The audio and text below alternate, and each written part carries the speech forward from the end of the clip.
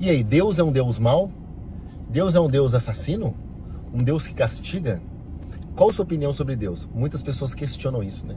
Mas se Deus é tão bom, por que ele leva para o inferno? Se Deus é tão bom, por que ele mata as pessoas? Gente, aconteceu algo muito sério, muito forte aqui em Levítico 10. Então nós vamos dedicar esse vídeo, esse é um vídeo diferente. Meu local já é diferente, né? Estou gravando aqui do carro. O que acontece? Levítico 10, versículos 1 e 2 dizem assim: ó, Nadab e Abiú, filhos de Arão, pegaram cada um o seu incensário, nas quais acenderam fogo, acrescentaram incenso e trouxeram fogo profano perante o Senhor, sem que tivessem sido autorizados. Então saiu fogo da presença do Senhor e os consumiu. Morreram perante o Senhor. Você quer saber por que eles morreram? Então aproveite, já se inscreva no nosso canal, curta, compartilhe esse vídeo, porque aqui você vai aprender muito sobre o Senhor. Nós vamos focar nesse trecho aqui tão profundo, tão forte, onde Deus simplesmente exterminou os 2 filhos mais velhos de Arão, sobrinhos de Moisés, porque Arão era o irmão mais velho de Moisés. Eles tinham ajudado todo aquele trabalho, tudo liderado, né? Toda aquela saída lá, a fuga dos israelitas do Egito, e agora, livres, acontece uma coisa dessa? E agora, Senhor, o que fazer? Eu quero voltar aqui antes para um trecho que está lá em Êxodo 28:40, que diz assim, ó: façam também túnicas, cinturões e gorros para os filhos de Arão, para conferir-lhes honra e dignidade. Ou seja, os filhos de Arão receberam honra, eles eram sacerdotes também, eles tinham acesso ao templo. E aqui em Êxodo 29:44 diz assim: assim consagrarei a tenda do encontro e o altar, e consagrarei também Arão e seus filhos para me servirem como sacerdotes. Gente, naquela época, as pessoas não tinham acesso a Deus. Existiam os intermediários, que eram os sacerdotes. Moisés conversava com Deus. Imagina o privilégio de você receber honra. Deus deu honra para eles. Imagina o privilégio de você servir o Senhor. E aqui em Levítico, não sei se acontece com você, mas eu vou lendo Levítico e eu vou vendo que nas ofertas e tudo, boa parte das ofertas eram dadas para Arão e seus filhos. Ou seja, eles serviam a Deus, eles tinham uma roupa especial, eles receberam honra e dignidade de Deus, eles recebiam as ofertas do povo de Israel. Teve um momento que eu até pensei, nossa, que pessoal privilegiado, hein? Sabe aquela inveja santa? Sabe aquela inveja branca? Pois é. Só que aí tem algo na palavra aqui, ó, na palavra de Deus, que diz lá em Lucas 12:41. A quem muito foi dado, muito lhe será exigido. Ou em outras versões, muito lhe será cobrado. Então o que esses 2 sacerdotes, Nadab e Abiú, filhos de Arão, fizeram? Eles pegaram um fogo que para Deus foi um fogo profano. Em algumas outras versões está escrito assim: fogo estranho. Esse fogo estranho, aqui a Bíblia ela não fala exatamente o que aconteceu, mas a gente entende que provavelmente foi um fogo que foi de fora. Alguns até especulam que foi um fogo pagão, que veio de alguma coisa ligada a paganismo, alguma coisa de incenso.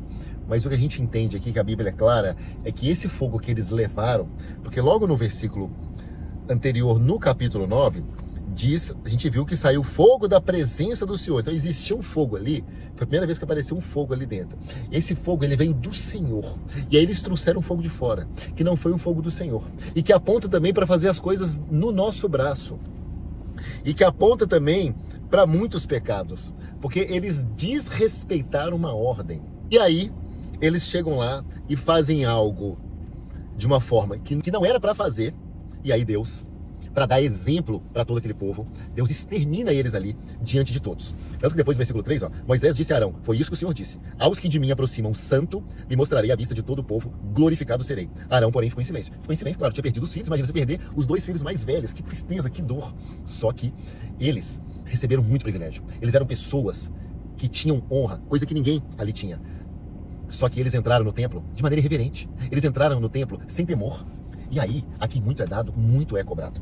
E aí o que acontece depois? Aí a Bíblia vai seguindo aqui, no capítulo 10 ainda, e diz assim, ó: depois o Senhor, no versículo 8, depois o Senhor disse a Arão: você e seus filhos não devem beber vinho, nem outra bebida fermentada, antes de entrar na tenda do encontro, senão vocês morrerão. É um decreto perpétuo para as suas gerações. Versículo 10. vocês têm que fazer separação entre o santo e o profano, entre o puro e o impuro. Ensinar aos israelitas todos os decretos que o Senhor lhes deu por meio de Moisés. Sobraram mais dois filhos os mais novos, que eram Eleazar e Itamar. E aqui a Bíblia mostra que não beber vinho ajuda em discernir o que é profano ou não. Ou seja, dá a entender também que eles entraram embriagados, entraram irreverentes, embriagados, e não entenderam o que era profano e o que era santo. Aí mais um motivo, então, deles ter sido exterminados. E aí o povo pensou, caramba, se os filhos de Arão, os sacerdotes, eles morreram, eles foram destruídos, né, apagados pelo Senhor assim, imagina nós. Mas é aquela coisa. Você tem um ministério grande na sua vida, Deus vai te cobrar bastante. Você tem um ministério médio, Deus vai te cobrar médio. Igual na parábola dos talentos. Na parábola dos talentos, Deus deu muito para um e esse multiplicou. Deus deu médio para outro e esse também multiplicou. E teve um que Deus deu só um talento. E essa pessoa não multiplicou. Essa pessoa foi enterrada. E Deus disse, você vai para o fogo, vai arder o fogo, onde há choro e ranger de dentes. E o talento daquela pessoa que ele enterrou ainda foi para o outro lá, ou seja, porque tinha muito. Então, quando você tem um grande chamado, quando você tem um grande ministério, quando você tem uma grande missão, Deus te dá a capacidade de multiplicar muito que você tem. E você ainda ganha dos outros. Só que quando você tem uma grande missão, quando você recebe grande honra e você profana, você pode ter certeza. A mão de Deus vai pesar. E pesou forte. Já pesou na minha vida. Já pesou nos dois sentidos.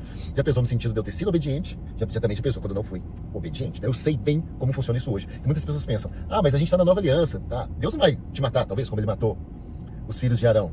Mas ele vai agir de outra forma. E eu sei bem o agir de Deus nessa vida, como que funciona. Então, Levítico 10, é pra gente lembrar que a missão que a gente recebe de Deus é uma missão que a gente tem que ter muito temor. O nosso ministério, ele merece dedicação, ele merece diligência. Nós precisamos ser diligentes. E aqui eu quero encerrar com outro trecho aqui, de Mateus 7:22, de pessoas que provavelmente eram pastores, pessoas que tinham ministérios, mas não estavam seguindo a vontade do Senhor. E aí diz assim, Mateus 7:22, 23. Muitos me dirão naquele dia, Senhor, Senhor, não profetizamos nós em teu nome? Em teu nome não expulsamos demônios? Em teu nome não fizemos muitas maravilhas? Então lhes direi abertamente, o Senhor disse, nunca vos conheci.